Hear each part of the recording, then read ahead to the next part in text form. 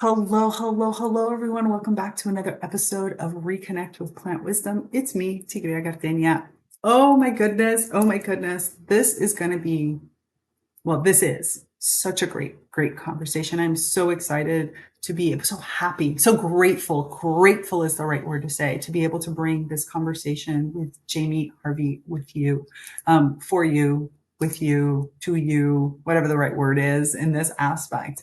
Jamie Harvie is somebody who honestly, and you'll understand why once you start talking to him, is super hard to kind of encapsulate into a single box. I mean, he is an innovator, he's a strategist, he's worked in the intersection between healthcare and community and ecological health.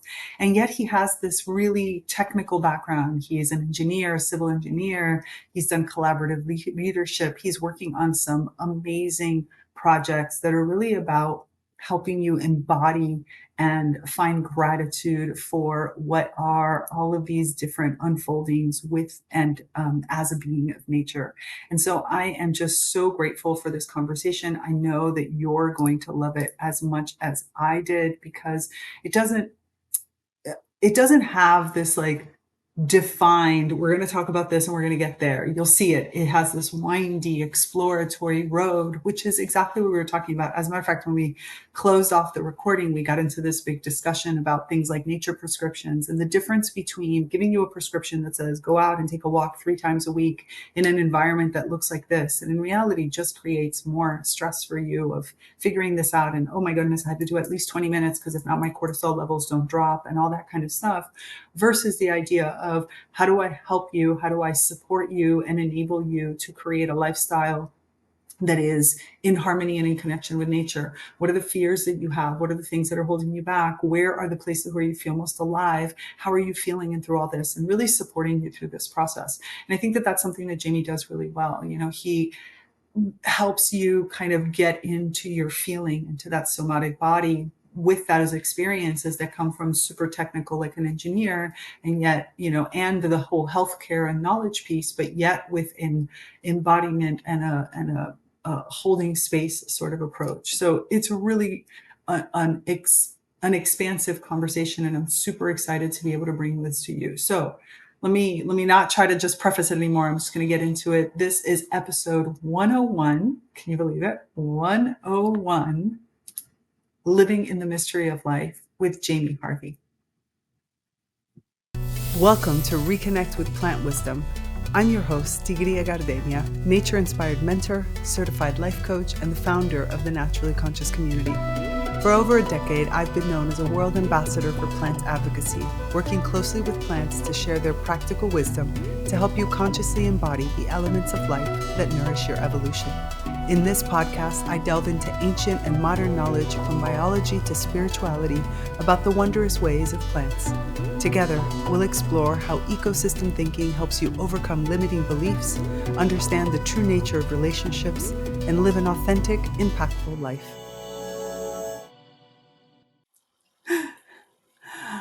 Alrighty, Jamie, we finally made it. We made it here to this moment. Who would have thought? How is it that you came in? You came in through I Am Plant, didn't you? You took I Am Plant. I forget what it was. Something that you were offering. So, this looks kind of interesting. So, yeah. Exactly. And it was great. And I was like, I'm going to talk to him. Hmm. I want to have a conversation with him. So after a few conversations, I was like, I want him on the podcast. And so here we are. We're here with Jamie Harvie. Jamie, tell everybody who you are. Hmm. I, I I, know, right? I said who you are. I didn't say what you do. I did, you know, you can add whatever pieces you want to in that. I don't know. I'm a dad. I don't know. It's just someone dancing in this, dancing in life, trying to figure it out. But yeah, I love nature. And I'm in the woods a lot, and I just find joy on mountaintops. I love the feeling of the wind on my face, sort of being battered around a little bit. I love being in community. I don't know. All right. All right. I'm going to walk you through this because this is what happens, just so you all know. This is what happens when you have done so many things and you are so many things that you're like, how am I supposed to describe that? Like that's really what's happening here. So Jamie, you have a really interesting background relating to, let's just go for a second on your work background, just because it's really fascinating. Like, you have done so many different things. So can you walk me through one of them? Pick the last thing you did from, like, a project that you've been working on. I don't know. I don't know the perhaps formal in a Right. sense of getting a paycheck, that kind of thing. I was the president and executive director of the Psychedelic Research and Training Institute, and Yeah, so tiny little thing. where we train physicians and therapists on psychedelic medicine. So it's just beautiful, beautiful work. And how did you get into that? Mm, so Um, it's not that I was psychedelic naive, but it was never a big part of my life. But a dear friend had had sort of started doing some trainings and needed some help around more organizational development and helping think through organizations. And so he invited me in, and I very quickly sort of fell in love with this work, less because of the medicines, but more on how they opened up, help people see the world in a different way. And I guess for me, the piece, and so I was also part of faculty, and our whole, what was exciting for me was helping shift and move our organizational sort of purpose, um, which I helped shepherd in, which is reconnecting to the sacred. And and so it was the organizational purpose, reconnecting to the sacred, self, community, nature, and spirit. And for me, it was this idea of this indivisibility between all of these, that they're sacred in life and that we're connected to this sacred mystery, right? And so I think, mm, what was also exciting was, I think many people came into this work imagining they'd get their sort of formalized training, which, we did have some PowerPoints and we did have a syllabus, but we also offered ritual and we offered ceremony, we offered time in nature. And for me to see, as the vulnerability increased, just to see the connection that is there always, but we, I think, put up some walls. It just, like, it happens. And so, and my work was really helping those see the the intersection between their inner and outer landscapes. And I guess my take is that we have a world that's extremely fragmented, with people very, very lonely. And so and we created these systems which continue to reinforce this idea of us as separate and lonely, right? And that we can fill our lives with things, right? And that's how we find joy and connection, through buying a bigger car or another, whatever the thing might be.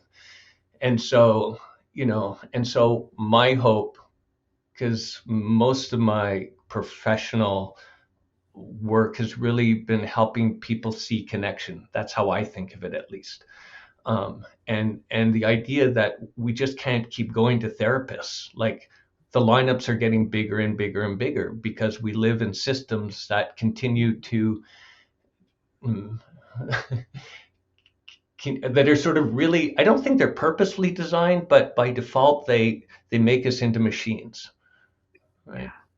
And so it's not as though, I really don't believe that there's some big conspiracy where some people sat around and thought, oh, let's do this, but that's the outcome.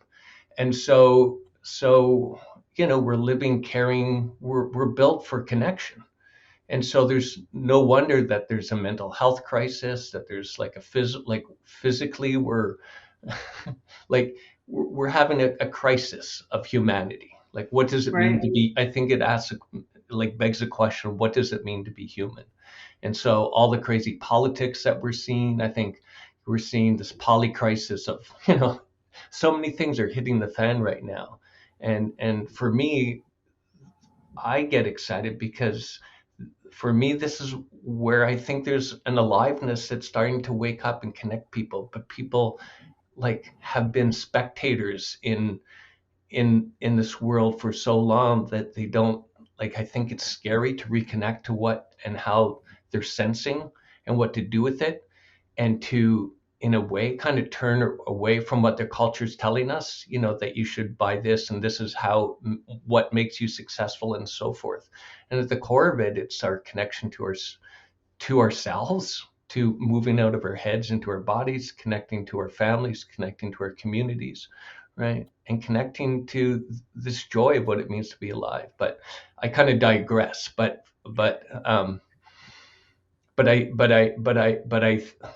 I've worked prior to, I think one could call sort of psychedelic medicine mental health, but I think of it as much bigger, and I think of it holistically. And prior to that, I was doing a lot of work within the healthcare sector, leading efforts to pull toxics out, because decades ago, healthcare was one of the leading sources of two toxins, mercury and dioxin, which are persistent. Like they're in your body, they're in my body, they're in the wombs of the community of life all across the globe, human and other, and yeah, the rest of the community life are every pore in this planet has been filled with plastics and toxics, and it's crazy and goofy. But healthcare is one of the largest sources, and so there was this siloing, and I don't know how I got onto healthcare, but again, it's like we have to see ourselves as connected. And very quickly, the healthcare sector is like, oh, I'd never really given thought to what help happens outside of hospital walls, and they became allies in their work. So for me, it's always has been about seeing connection and thinking and being holistic. And do I operate like that every day? No. Do I do like just like I don't know if it's like trying to, but that's just kind of like a belief system. But there's so many things that force us to do otherwise. But as it relates to, you know, um, this organization, Pradi, we were training therapists. Is like we have to see that our society is helping feed people who are in crisis. And so what then can we do outside of our mental health clinics and our therapy offices and so forth, and where can we engage? And we're seeing it, we were talking before the show started, around climate anxiety and climate grief and all those sorts of things. Like there's an intersection between our inner world and our outer worlds. And so we're in this beautiful opportunity right now to kind of seize this moment and shift our consciousness to see how beautiful life is, and to build a model of relationship and connection. And I think at the core, that's what drives me and gets me excited. So much to say, but let's take a moment and introduce one of my eco-conscious business partners. Hey there. Did you know that regular toilet paper wipes out 27,000 trees a day? It's time to make a change. And so I want to introduce to you Who Gives a Crap? Ecological toilet paper that's as good for the planet as it is for your bum. Look, billions of people don't have access to a toilet, yet more people have a mobile phone than this basic necessity. That's why Who Gives a Crap donates 50% of their profits to support clean water and sanitation services in developing countries. So far, they've donated over $11 million to their charity partners, and they're available in Australia, the United States, in the United Kingdom, and in many other places. Their toilet paper is available in 100% recycled and premium 100% bamboo options. By the way, the bamboo option is fantastic. My whole family uses it. Offering eco-friendly choices delivered right to your doorstep with free carbon neutral delivery. Plus, the rolls are extra long, so they last pretty much forever. Now, my family is one of those that my family goes through toilet paper like water, especially my mother. It's just this thing. But these roles last so long that even she noticed the difference. So, are you ready to make the switch? I want you to click on the link in the show notes to order your first Who Gives a Crap toilet paper now. Trust me, once you try it out, you'll see why most people opt for a subscription where they get it regularly. So let's save trees and support a cleaner world, one roll at a time. Yeah, and I really, it's funny because, knowing that your sort of formal training was like as a civil engineer, as a person who also is technically an engineer, electrical on this side, it's interesting because one of my brothers studied civil engineering, and for me, civil engineering, I don't know why, always come. Well, no, I know why. Comes back to bridge building. Like there's a piece of me that sort of when I hear civil engineer, the first thing I come to is bridge building, both physically building bridges, excuse me, but also metaphorically building bridges. One of my clients is also a civil engineer, and she works with water loops, and it's really about building the bridges between how water flows and where water management and things like that in a more holistic way. And I really feel like I can feel that thread in you and kind of the way that you put things together of how do I say this? How do I connect these various ecosystems together? How do I make these connections for people? Which I do think from a civil engineering, there's like this piece of I build infrastructure that helps you, move and get things done and be able to it.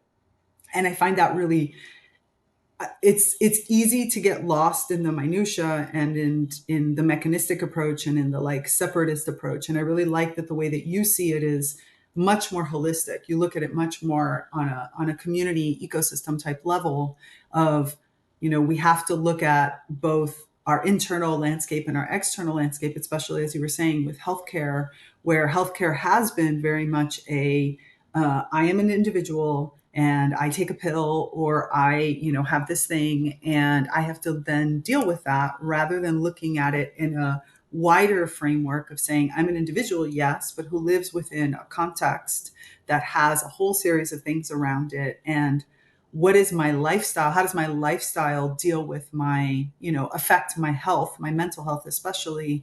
And how is it that working both from inside out and from outside in, I can create the conditions for positive mental health, which is this area that nobody really talks about, right? We talk about when we say the words mental health, we're usually talking about negative mental health or what like Dr. Corey Keyes talks about languishing, right? We usually will deal with mental health when we think we're in the negative side of it, as opposed to how do we actually build up positive mental health, right? Resilience, community, all of those aspects that make me feel like I'm immersed in an environment that is healthy and that, of course, disruption is going to happen and blips along the road and something bad can always happen. But because my overall ecosystem, internally and externally, is all healthy and is positive, and I have those nodes of connection, as you were saying, right? I have all of these different pieces and I feel this solidarity with myself. I feel like I matter. I feel like I'm somebody who's contributing. I feel like I'm making an impact in whatever level and whatever way that is. Then when something negative happens, I can kind of deal with it and see how to move through it.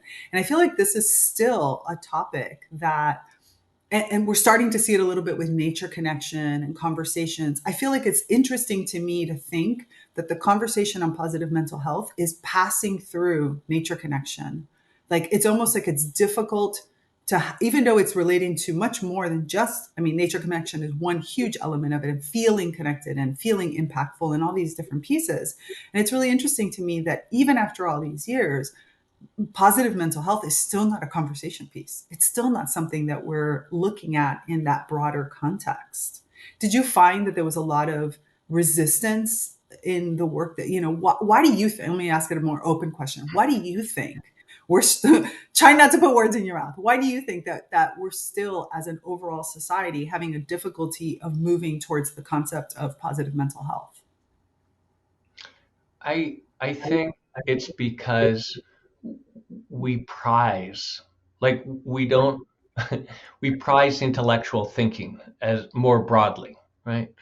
And so I don't there's so many different kinds of knowledge, and there's like our embodied, our sense, our feelings, and I think these have been discounted. And it's interesting because you see, over the last whatever 15 years, I see it less now, but all the all the focus on STEM, right? The science, technology, what engineering, math, right? And there's Right. nothing wrong with that, but it's at the expense of the art, like so many other things that That's why I like STEAM, science, technology, engineering, arts, and mathematics. Like, right. Well, there should be a there's, few more letters in there, I think. yeah, exactly. We need them too, but Like, at and least I'm a, STEAM at but the and again, we need both. We right, need both, right? And but I think I'm a caring, sensitive male, right? Even as like walking through my life, that has been hard to express, or I haven't felt fully comfortable always in that because it's seen as weak, or you know, and so I'm an N of one, but I think, as to your bigger, broader question, is that I think, have lost our ability to sense in to what we're feeling, like an embodied sense. And so I believe we sense and feel with every pore, like every cell in our body, but we've ignored that. We tend to discount that. Like, what's my gut? What am I really feeling inside? And to trust that. And so I think, for me, at there is something there, something in what I just said, that is a bit of an answer to you. I don't think there's ever one answer, but I think there's right. something that feels very core to your question of like, why are we, I think it was something like, why are we having this broad mental health crisis, right? Mhm. Because I think, like, again, I keep going back to things, right? Like all the stuff we buy to make that, which we think makes us happy, but all the science shows us that it's our sense of connection to friends and family, and we and so, uh, but we override it. We're told to not trust it. We're told to distrust what we, I think, intuitively know. So I don't know. We'll figure it I out. think you touched yeah, you touched on something that I think is really important, and I wanna call it out because I think for so many of us, we think that there's a problem again, another one of those things that we think is a problem, but in my opinion is actually showing the strength. And so permit me for saying it in this way, and then like I have a tendency to like blurt things out in the beginning and then correct it, not correct it, but give it the shape that it needs because it actually fits. That particular process fits into exactly what I'm saying, which is I think that that struggle for the words that you're having, right, as you're like trying to put this embodied feeling into words that we can describe for, in this setting that we're talking about. And I think that that is the part that is not prized enough or regarded. It doesn't. We don't give enough credit, or credit is not the right word. We don't see the value. That's maybe a little bit better in the fact that these things we're talking about right now are hard to talk about, not because they're hard, but because they're embodied feelings. That walking through life, seeing it as this wondrous mystery, as this beautiful magical place, the awe, the wonder, the feeling of impact, the feeling that I have a place in here because I am a being of nature, and I am a part of this. Like, I'm part of what makes this amazing, is hard to put into words in a way that doesn't feel either frivolous or arrogant or any of these things, because of the way our language has kind of been conditioned and created. Where instead, as I'm walking, especially if you're walking, I think in any kind of outdoor setting, or as I'm sitting here with my mother's, I'm actually at my mother's house right now. This is, this peace lily and my mother is not a plant person in her mind. This peace lily is the proof that she is a plant person. You should see how, like, where the plant lives, how the plant lives, like, has become this big piece of her life. It's the only living plant inside the house. And once this plant came into the house, all of a sudden I started to see the sides of my mother relating to plants that I had never seen before and that doesn't exist for her outside because she didn't grow up in nature. She didn't grow up taking walks in wooded areas. She grew up on an island. She grew up in the city of that island. She grew up in a very urban setting. And so, as much as she can kind of admire, she has this fear. When I was living in the woods, she would call me and be like, "Why are you in the woods? We're city people." She couldn't figure it out. This plant helped me see that it's an innate connection she has inside of her and that has been conditioned out of her because she's never had the opportunity to safely experience it. And I think that that changes how we, I think that that's another big reason why these wondrous ways of being able to be immersed in natural environments, whether it's in a city park or outdoors like the way you grew up, I think is so important because it takes us out of the need to intellectualize everything and it brings us into our body and allows us to just feel. And is it going to then rapidly transform the world? Probably not, because you need to get the people to feel it because you can't explain it to them. I could, we do this podcast and I love doing this podcast. And there's so many things, that I can communicate. But at the same time, so much of it is about, I need, you said it right in one of our conversations, being human is not a spectator sport. I want you to listen to this podcast, but I also want you to go out and experience the things we're talking about in your own way, in your own format, so that that connection can be lived into the body. And for a lot of people, who didn't grow up with experience of nature, that's really scary and hard. I mean, you had a beautiful, from what I've heard, like from the conversations we've had. I mean, you were raised, you had that benefit of being able to go and explore into nature, right? Yeah. Well, there's a couple of things you brought up. One is that, like, I don't know if it was my experience in nature that was I born this way? Like to sense in, and even like, how do we help people? There's sort of something that feels it's hard to put my hand on it, and I'm not sure you're necessarily trying to create an architecture and but it's, mm, boy, These are the I, moments I love, by the way. The what's that? struggle with the words. The struggle with the words. I love them.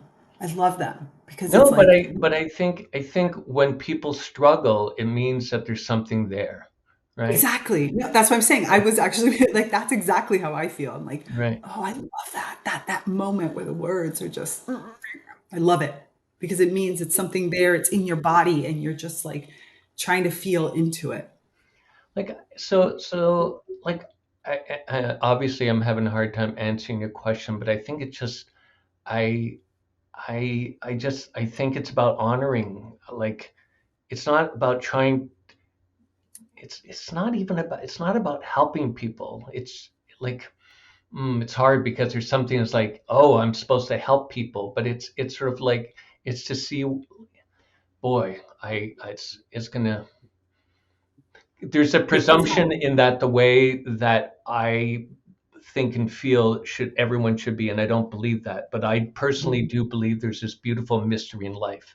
And I think the difficulty, there's, I don't know, there's a sort of a scenario you were describing like a few minutes ago, where it's like, where where somebody's like, yeah, you feel and you don't know what to do with it. And I think it's like, this is the thing, is that we're so science oriented, and this is part of the whole scientific revolution, where I think, like, church and the mystery and all these things were like trying to help us humans navigate the world. Then science suddenly came on board, what, 150 plus or minus 200 years ago. And that provided an explanation. We so desperately want to have, like, to be able to see where we're moving. There's something, I don't know, is it being human? I guess maybe, like, there's that part of us that wants to be able to see where we're moving, but forward. But the reality is everything is a mystery, right? When it all comes down to it. Everything is a mystery. And to hold that in ourselves is so hard. So when we're asking or inviting or suggesting that people kind of sense into something that they may not be familiar with, it's like, what do they do with it? It's scary. A mystery is scary.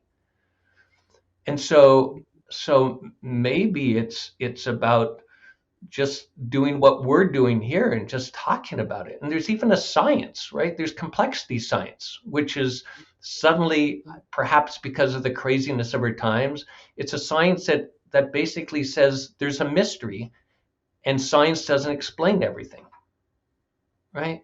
There's actually a science that says life is a mystery. So it's like, oh, what do we do with that, right? And so I think it's likely normalizing that, yeah, we have feelings and sometimes we don't know what to do with them, right? And it's to normalize that, yeah, life can feel pretty scary at times, right? So how do you hold that fear, and how do you hold like the fact that we still are able to move through so far as a species in relationship with other species on this planet, right? And it's this crazy dance, but I think it's not to discount it; it's to honor it, this mystery that's around us. And I think, at least for me, it's about celebrating it. It's about celebrating it because, for me, it is what connects us all. It's like this. It's this big sea of, I don't know, it's this life force. You can call it love. I think some people may call it God. Like, I don't really care what the term is, but there is. It's the magic that you see when a little seed pops out of the ground, or when you you know. I love the naturally conscious community. That's right. It's right. Yeah. Yeah. But and the various books that pop up, and it's like what we're learning now, which I think in some ways, there's this beautiful book by Zoe, I'm blanking on her last name, but Yeah. The Light Eaters, right? Schlenker? Is that her last name? Yes. It's like, again, what she does is synthesize all, like, the science that in some ways has been like repressed, because what it does, once you realize, and now it's sort of out of the box, is that plants can feel, right? They can hear, they can sense. They may do it on a different timeline than you and I, right? But once that is out of the box, and that these aren't just these things, it's like, oh my goodness, like, what does that mean? Like, we're actually in relationship. They're watching us walk down the street, right? They're sensing us. They can sense light. They operate in ways that we have no idea, but they're alive and they're feeling and they're sensing. It's like, wow. And like, how beautiful is that? Whew. Yeah, But it's it's funny. also, but what does it mean? Like, when we're suddenly is like, oh, shoot, we have to be in relationship with, like, with other beings. Like, we have a responsibility. And one of my teachers, Thomas, who was reminded me, like, this, the word responsibility, I think is, like, I think, or at least I think of it as like, oh, a rule, but he helped to reframe the word, like an ability to respond. So we can choose to respond to what does it mean, right? Um, but wow, but it opens up like a whole other way of seeing this world, and it's quite magical.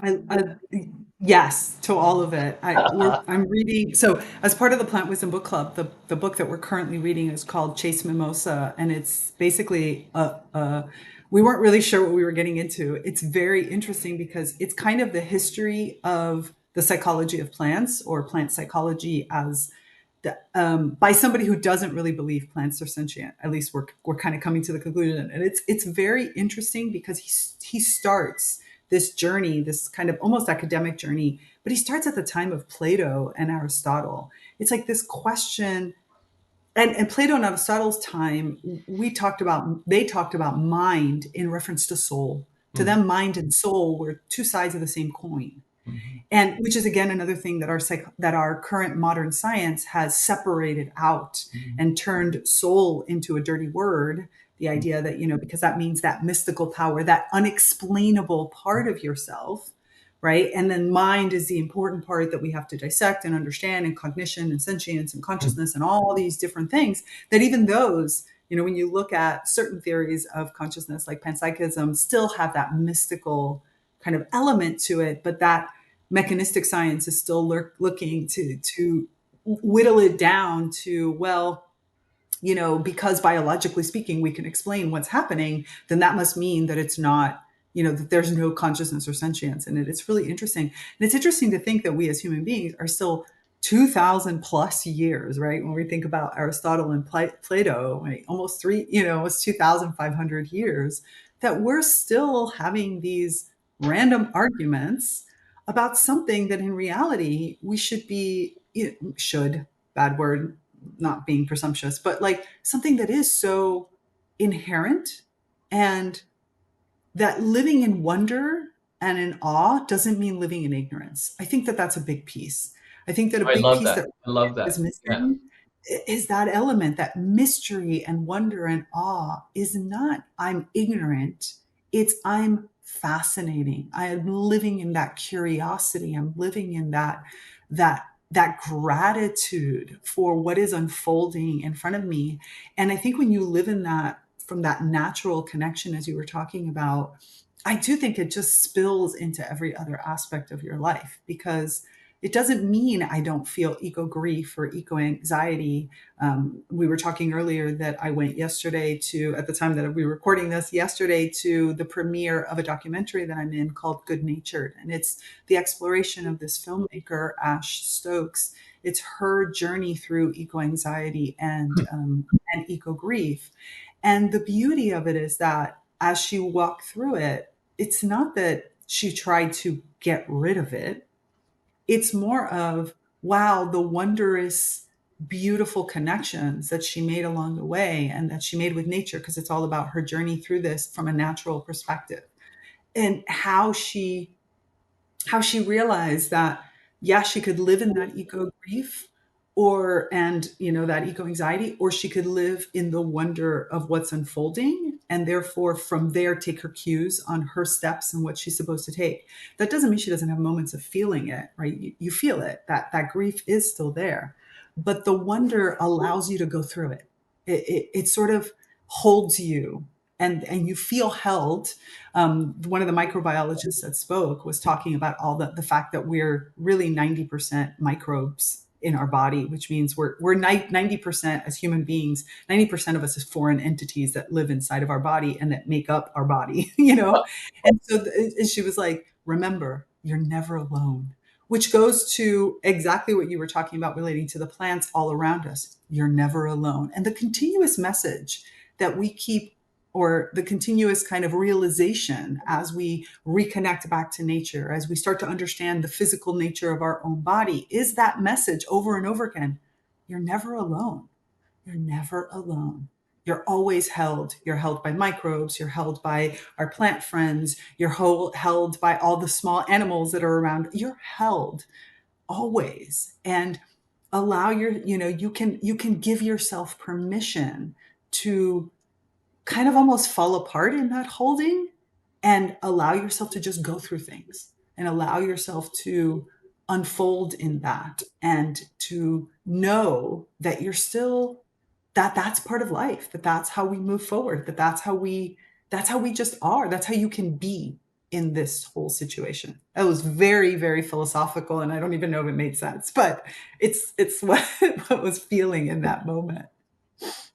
Yeah, there is in many of my talks, I give talks around the country and so forth, but I always bring up that what you brought up, the fact that we're more non-human cells than human cells, but the other piece is that we have receptors in our brains for microbes in the soil, and so like as we're eating food, they go down, they go up our gut brain axis, and it begs the question then of who is in control of our thoughts. Ooh. Have No, this so I have right? to say this. I'm jumping in because this morning I was reading Chase Mimosa, and I was reading through it, and they were at a part that were talking about that. And for the first time, I sat there and I said, "Wait a minute. The consciousness that I'm currently talking to myself with is the consciousness that we think of as my consciousness. But the fact that my gut affects, like if I eat something, I don't have to think send immune system, cells here, send this here. Like there is an entire other consciousness that is equal parts me, that is having a whole conversation and is deciding things relating to my body. And all of a sudden I went on this rabbit hole thinking, when you stare out at like some beautiful tree for a while and you're like looking up in the clouds kind of coming through in the sky, and you're realizing, oh my goodness, I am simultaneously two consciousnesses, the conscious now, I don't even know the plural. I am two of these, and the one that is thinking right now doesn't necessarily have access to the other. And am I supposed to, like, should I have conversations with my gut and try to bring to this, like, connect these two? Oh my goodness, I went down a rabbit hole. I think I must have been staring out the window for like 35 minutes, just with all these thoughts going through me. It was actually quite inspiring because it was like, oh my goodness, even all this argument we're having about plant sentience and everything, when I'm not even recognizing my full sentience. I'm not even realizing that I am so much more than just this mind thought right now, this brain part that's coming through. And that maybe Plato had it right when he was talking about, these three sort of types of consciousness that we have within us. Anyway, very fascinating rabbit hole. It's what happens, right? It was beautiful. It made me feel more alive. I don't know. It made me feel more than human. Like it was like a moment of feeling my more than humanness. Like you said, that 90% of that part of myself that's not human cells inside of my own body. I felt like there was a spark of a possibility that one day I can communicate with them, and that I could bring that was that no wonder we feel like we're missing parts of ourselves. We're not communicating with all parts of ourselves. It was like this realization of that hole that we think sometimes comes from trauma, which it can, and it can come from past life trauma, and it can come from present life trauma, and it can come from this, and it can come from that. But it also can just come from the fact that there is a huge part of what makes me human that is inside of me that I have no connection to. Maybe if I spent some time, which is not even the divine part, or I'm not even going into woo, I'm going into like straight up science, right? Straight up science. Let's use science for science. There's this part of me that I have no connection to. And wow, maybe that's the reason I feel a void. Maybe that's part of it. And what would it be like for me to spend time, kind of like gratitude for my gut health, and asking those microbes, like, hey, how do you and I start to chit chat? Can we get some tea? I don't know. That's the way my mind works. Rabbit holes. No, but there is something about, um, I think honoring those parts of yourself and sending them gratitude, and you know um, I have a sore back at times.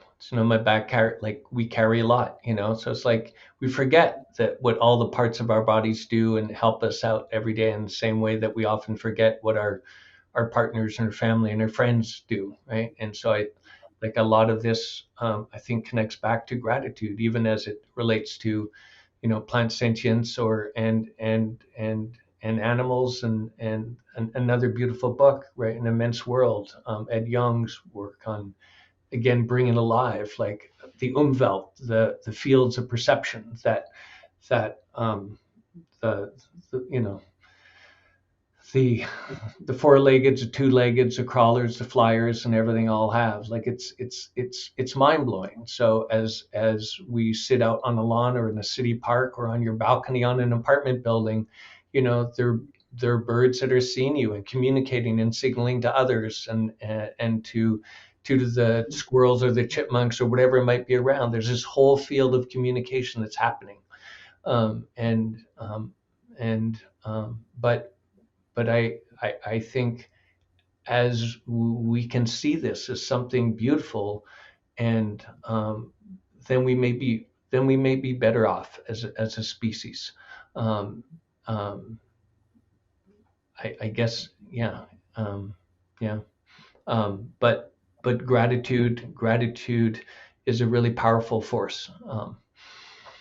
It really is. And so many of these things we're talking about, it's again going back to the fact that our society is based on the principle of discipline and focus and like all of these things that are supposed to be hard to do.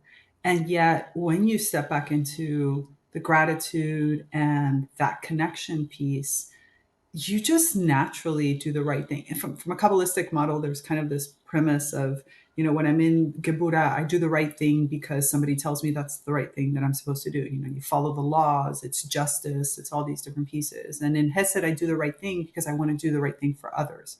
I do it from mercy and from this perspective. But the balance of these two, the flow between them in Tiferet is I do the right thing because it's the right thing to do. And nobody has to tell me what the right thing to do is because I feel like from that connection point, the right thing to do emerges for me. And it doesn't matter who's watching me or whether or not I can get punished for it or whether or not I'm going to hurt somebody else's feelings. None of that part is the main focus because I'm so in tuned that it becomes this like flow into that direction. And I think that's kind of that what you were saying of living in the mysteries of life is living in the mystery of life is when you allow yourself to have that all that wonder, that gratitude, and then you let that kind of be your guiding star, right? You allow that, you trust yourself enough that you can kind of make this connection becomes the thing that guides you towards your next steps. And sometimes, as you had said earlier, like sometimes exactly what steps you're going to take. And other times instead, there's this deep feeling of allow it to unfold and it will become clear over time. It's kind of like as I was reading this book, this Chase Mimosa book for the Plant Wisdom Book Club. I'm reading the book and I'm recognizing parts of it that I feel are extremely important, but I'm not very good with, all the scientific names and all the dates and stuff. Right now we're in the part of the book where I am, we're in the 17th and the 18th century. And I'm like, I'm not going to remember all of these names. And so at some point I stopped and I called in my plant business partner right now, Noelle, the Christmas cactus. And I literally stopped and I asked Noelle, I'm like, Noelle, I know that in this, there is information that's important for me. I don't know what it is. Like, I can't highlight it and identify it. And I don't want to get overwhelmed trying to memorize dates and times and all these types of things when I don't think that that's the important part. So help me tap into an alternative form of logic that I have, like this non-human side of myself to grasp this in a different way. So I'll still keep reading with my kind of human faculties and my eyes and my understanding of English and my grammar and my synthesis and my own scientific pieces that I've learned to highlight here and do this there. But please help me go beyond that, to use senses that maybe I don't know how to bring online yet. I'm not conscious of how they go, but I know that they're there so that I can, as I keep developing, I can recall this information when it's important and I can integrate it into the things that I do. And I got this feeling, it's Christmas cactus. I just felt like,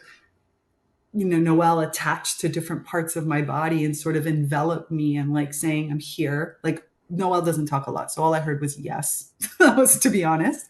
And so, but I could feel this, like I took a minute, I closed my eyes, I took a deep breath, I made the request, I asked, I got a yes. And then I could feel this wrapping. And then as I was reading, there was a calm because I wasn't getting overwhelmed by all of these dates and times and everything. I felt like there was something beyond that that was helping me that didn't necessarily 100% come from the outside. It was almost like Noelle was triggering something inside of me, helping me reach parts of myself that I don't yet have access to.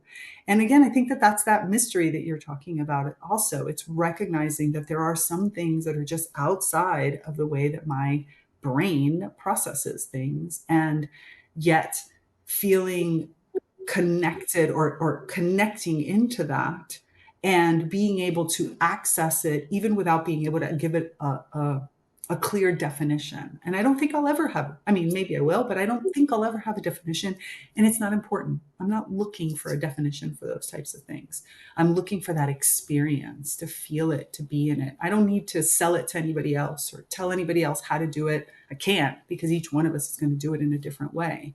I can share my experiences, and I can hope that it'll encourage you to, again, not be a spectator and to like try things.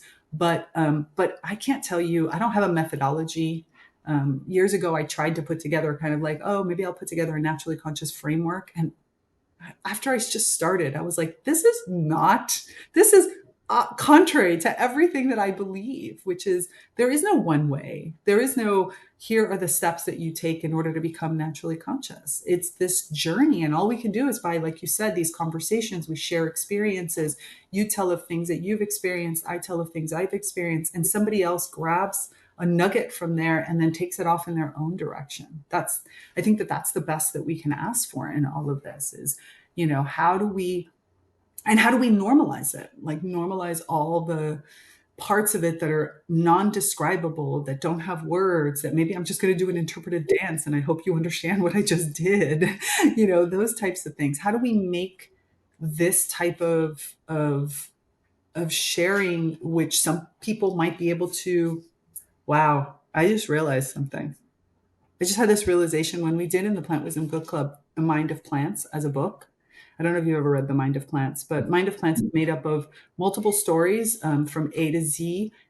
Each author picked a plant connected to that letter, like A for apple and, P for passiflower and all these different, and wrote a story around them, or some, and some were extremely technical. Like some people wrote almost like a scientific paper.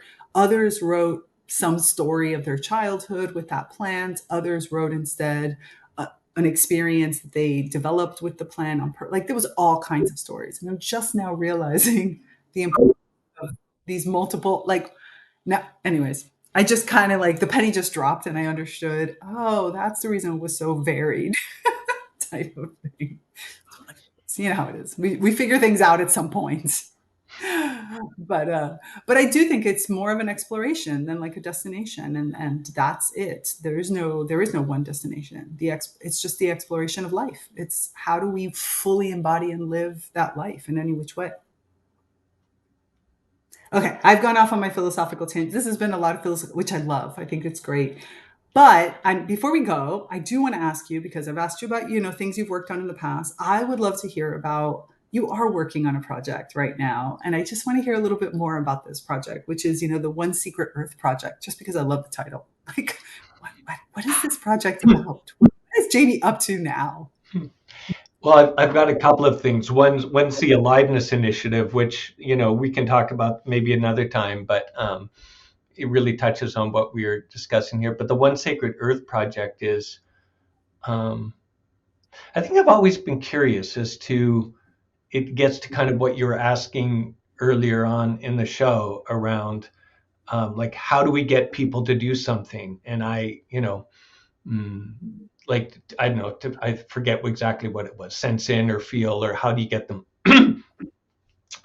Because deep, and this is years ago when I was doing my work with healthcare on leading this toxics campaign, like, and did this whole food system work, and and I don't believe people want to hurt or do something to someone else, right? I just don't.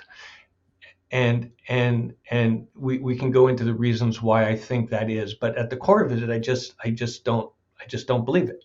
But I'm right I there was with you on that. walking with my wife and I. We were walking with a friend in the woods, and she was sharing how about whether we'd heard about this. She was going through some relationship issues, and asked if we'd ever heard of the book, The Five Love Languages, which I'd not heard about.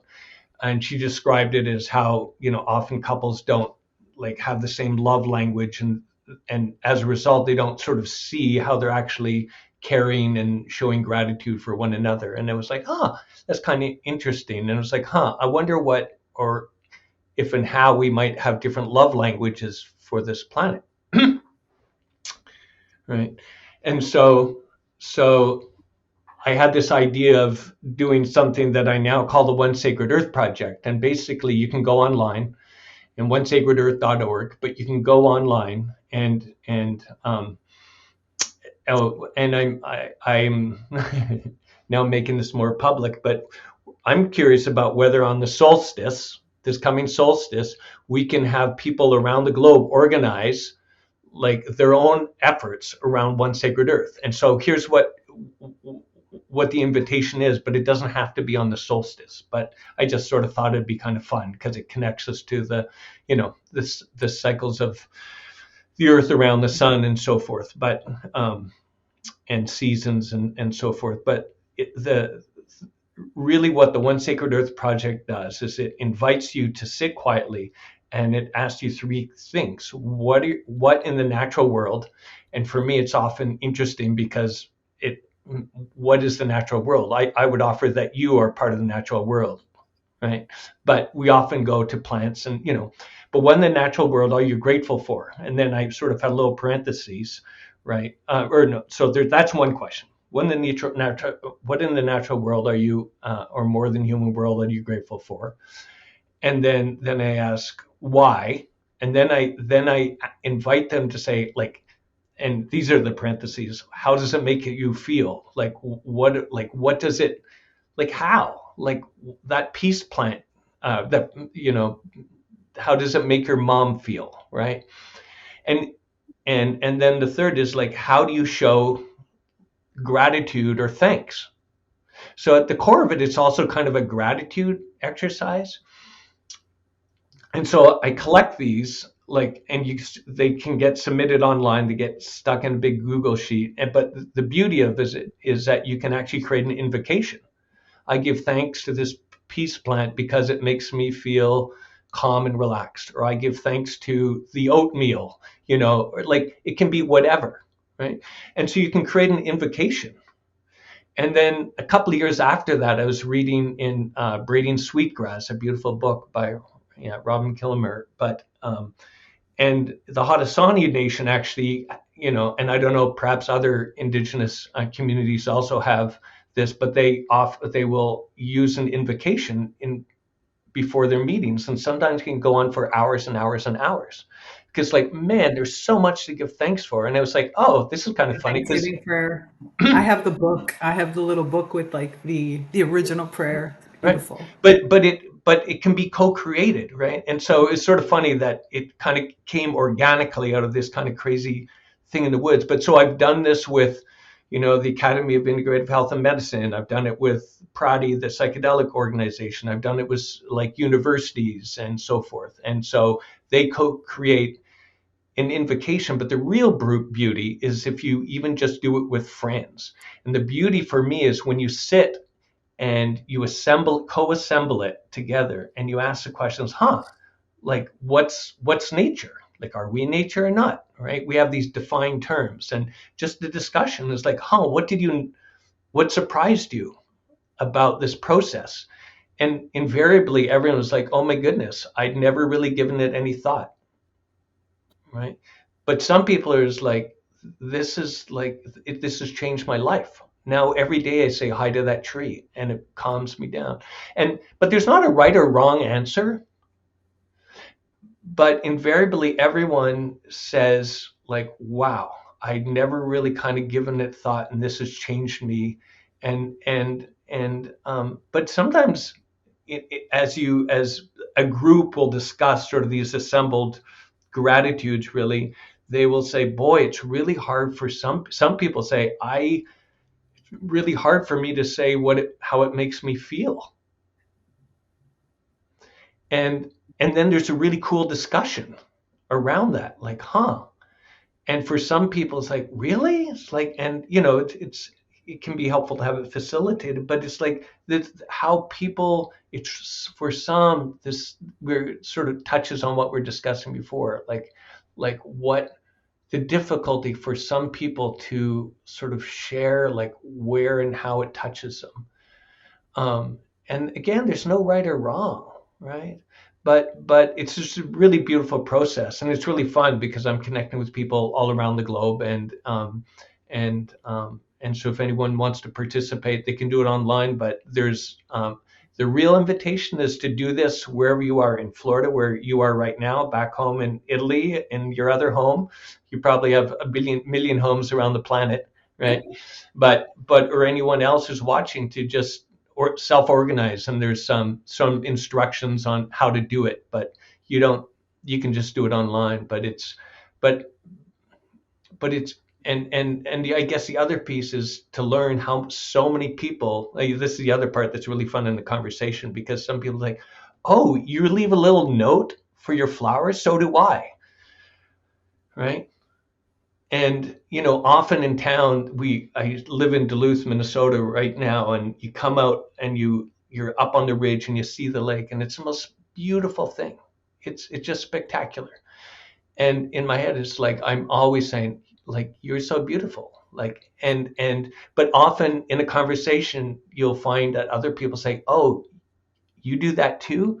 And so in a way, this is to also help normalize it, because in a group, when people realize that they're not the only ones who feel a little connection, they're not the only ones who feel moved, they're not the only ones who, like, might leave a little gift, right? You realize that there's this hidden underground feeling and connection to this more than human world, this beautiful planet Earth, to which we are a part and intimately woven. And, like, what a beautiful thing that is. And what if it became normal to just acknowledge that and live it every day, instead of sort of hiding it and make it feel like what we're doing and saying is totally weird, because it's not. We're all doing it.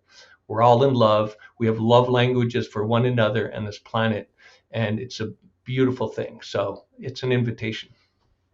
I love this, and I'm definitely going to be including everything in the show notes, so you will have the links, so you can find the One Sacred Earth project and also your Aliveness project. I know we didn't have a chance to talk about it in detail, but I am just so grateful for everything that you just said, Jamie. Everything that you shared, because it is true. It's about recognizing that you're not alone. Like, you're not alone in doing this. You're not alone in feeling these feelings. You're not alone in that, once you have others around you and you recognize that you're not alone in this, then hopefully it becomes a deeper part of your life, because you kind of, again, give yourself permission. It's not something that's weird or something in that negative sense. Well, I am weird, but in a good sense. But it's not something that you have to hide. Let's say it in that way. And so thank you, thank you, thank you so much. Any last, before we wrap this up, any last second things that you want to add? Not really. It's just a delight. It's just a delight, having met you and walking this journey on life, right, with you, and look forward to more conversations with you and others in the community, and on the various paths in this journey of life, and what it means to be an ecological being. So yeah. That feeling is 100% mutual. And everything you talked about is exactly the reason why, I founded the Naturally Conscious community. It is that space where all of us can come and express and share and recognize again that you're not alone, that there are others, and that there's many different ways for you to express this. So if you're looking for this type of community, if you want to have a place, please go check out the One Sacred Earth project, but also come in and, dip your toes into the Naturally Conscious community, experience what it is and all the things that we have going on there, the deep conversations, the meditations, the ways to communicate with plants and other beings, and just all the different things that are challenging these old ways of thinking that, you have to be one way, but instead is giving space to the wonders, the mysteries, the multiple avenues that exist in life. And again, if you're looking for any kind of personal guidance, if you want to bring this deeper into your life and you're not really sure how, or maybe you have some beautiful projects and you just want to kind of give them a little boost of energy, remember that as a nature inspired mentor and coach, I am always here for you. All you have to do is just reach out and let's have a conversation of how we can co-create something beautiful together. So thank you so much for listening, for being here, for exploring all these ideas together. We're learning from the plants, but we're also learning with the plants. And those mysteries and wondrous ways are going to carry us into exactly what we need to co-create for this beautiful planet that we live on. So thank you so much for this episode. Please remember to resist the urge to hold back your emerging green brilliance. That's it. And for Jamie, we're out. Bye, everyone. Thanks for tuning in to this episode of Reconnect with Plant Wisdom. To continue these conversations, join us in the Naturally Conscious community, your premier online ecosystem for plant reawakening and accelerated evolution and co-creation with other kin. Here, you'll find expansive discussions, interactive courses, live events, and supportive group programs like the Plant Wisdom Book Club and the Sprouts Writing and Creativity Group. Connect with like-minded individuals collaborating with plants to integrate these insights. Intro and outro music by Steve Shuley and Poinsettia from The Singing Life of Plants. That's it for me, Tigria Gardenia, and my plant collaborators. Until next time, remember, resist the urge to hold back your emerging green brilliance. I'm out. Bye.